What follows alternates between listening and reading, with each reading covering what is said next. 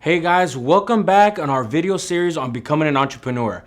I hope all of the videos that you have been watching have been very helpful for you. I've been having a lot of great feedback coming from it, but I've also been getting a lot of requests on what are some of the mistakes that I see that people have when they get into entrepreneurship. Two main reasons that I see why a lot of times entrepreneurs don't achieve their highest peak level in business. People come from an employee background or maybe like a sales only business. And so a lot of times they don't know the pitfalls that they're gonna go through on achieving their business. Now, the second one is that business is not black and white. They don't have a direct roadmap on how to become an entrepreneur. The mistakes that they make are very subtle, or they're the intangibles, and they keep on making the mistakes over and over and over again. They don't hit those peak levels. So today I'm going to be going over some of the mistakes that you want to avoid, but making sure that you persevere through them, you move forward on it.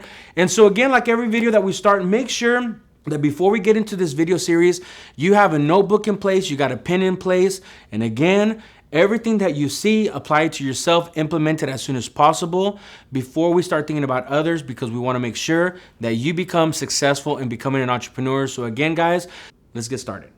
Today, we're going to be talking about 8 mistakes that we usually go through when transitioning into becoming an entrepreneur. And so the first one I'm going to talk about is what I would say instant gratification. We're not very patient with ourselves when we're going out there trying to achieve what we're trying to accomplish. And the first one I want to talk about is know your steps to be able to achieve your goals. We think about the end in mind, but we never put in a strategy on what steps you have to do to make sure that you achieve what it is that you're looking for. Now, the second thing that I will share with you is that make sure you put a timeline for you to complete it. Sit down and go over the steps that you're wanting to do. Put a timeline when you're wanting to achieve it, because this is the second mistake that happens to us is procrastination. There is a huge difference between what I would say work ethic and business work ethic. When you're at work, you either have a manager, you have a boss, or somebody pushing you to achieve what you're needing to do because you got to deliver the numbers, right? And so you have that work ethic because you're trying to get it done early, or you know what you have to achieve throughout that day, and so you're trying to get it taken care of. But when you become in business, they don't have a manager, they don't have a boss. You are actually your own entrepreneur, that you do not go and work diligently like you used to when you were at a job, because there's nobody breathing down your neck for you to get the job done. And so there's a big difference between the work ethic and the business work ethic, because you have to make sure you get it done because you want to get it done. Now, again, a couple of nuggets I want to share with you on how to be able to overcome that. The first one, when you designate a time that you're going to get involved with your business, whatever time it is, let's say you're going to do something from 12 to 6 o'clock p.m. tomorrow. I will set an alarm on your phone every hour on the hour. When the alarm goes off, look back at what you did for that hour. So what's going to happen is that is going to enlighten you on how much work you are actually doing. It is very easy to get caught up in busy work, emails, Facebook. And so a lot of times you don't really realize how much work you're actually putting in to your business. So again, what I would do is I would put that alarm clock on, because what's going to happen is going to have you consistently reminding you of what you're doing or what you're not doing. It's going to help you with being consistent, and you got to make sure you have a lot of discipline behind that. We do things a little bit, and if it doesn't work, all of a sudden we change it and try to do something else. But what you got to understand is that you got to keep on chipping away until you reach the goal you're trying to achieve. You got to make sure you don't get advice from the wrong people. You need to have some form of direction, or what I would call some form of mentorship. But sometimes what we do is we go to the people that are going to tell you what you want to hear instead of telling you how it really is. Or we go and get advice from people that do not have our best interests in mind. Go to those that are actually achieving it. Don't get a lot of advice from the bench sitters. Don't get advice from those that are watching on the crowd. If I was you, go to the players that are actually making it happen and find out not only how are they doing it, what are their habits that they are doing on a daily basis that is helping them achieve the success that they're having. The second one is make sure when you get that advice, go in with an empty cup. We already have a pre-notion of what we're wanting to do. So again, it goes back to where we're hearing them, but we're not listening to them. And so making sure that you get advice from the right people, that's why it's very important to watch out your surroundings in business. And that is definitely a way for you to become successful. Fourth one is there can be two winners. Growing up in competition, you understand that there is a winner and then there is a loser. That is not the same thing when it comes into business. There can be two winners in the same game. And that there is just sometimes people that succeed and some people that succeed more. But there still can be two winners. Compete, but don't compare. What I would make sure you understand is don't compare your situation to theirs.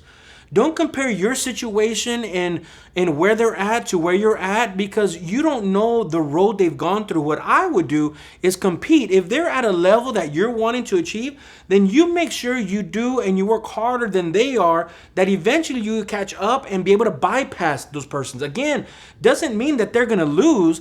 It's just that you're going to win and you're going to both be able to achieve success in what you're going after.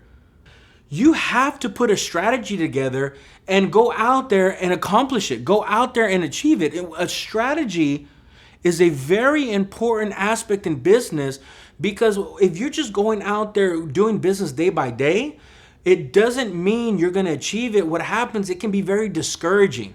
So the next mistakes I see entrepreneurs make is they focus on their weakness.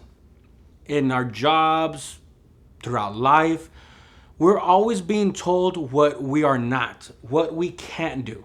We always see this self-improvement. Make sure you get better. Sit down and write your strengths and sit down and write your weaknesses.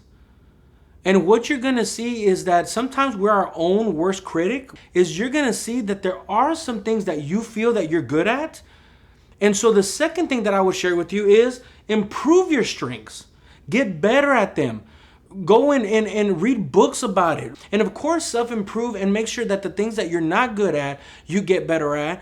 So go out there and get mentorship. You get to where you need to be either a lot faster or sometimes a lot higher. One of the biggest mistakes I see, people don't take that first step forward because they want to know everything before they get started. Because what people are scared of is that I'm scared that I can't answer a question.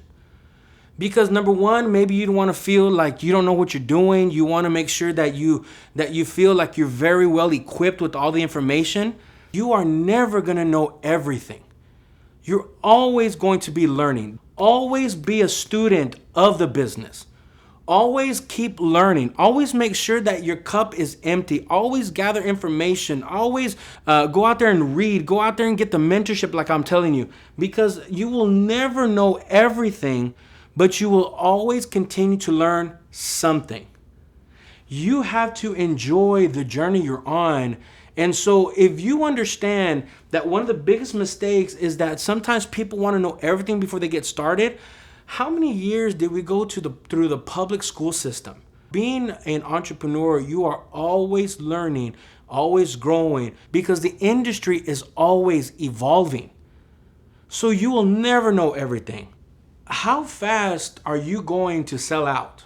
What is it going to take for you to finally quit? What is it going to take for you that you're going to automatically just say, hey, this is not for me, or whatever excuse it may be? How much is it going to take for you to sell out? So this is where I ask the question is, what is your price? Are you in this to achieve it? Are you in this to try it out? Are you in this to see if this is going to work for you? Or are you in this because you want to make a difference, because you want to make a difference in your life? You're going to keep going until you achieve your goal. You have to know the difference. See, a job is what I would call finite. See, you get a job, you work for 30, 40 years, and then you do what?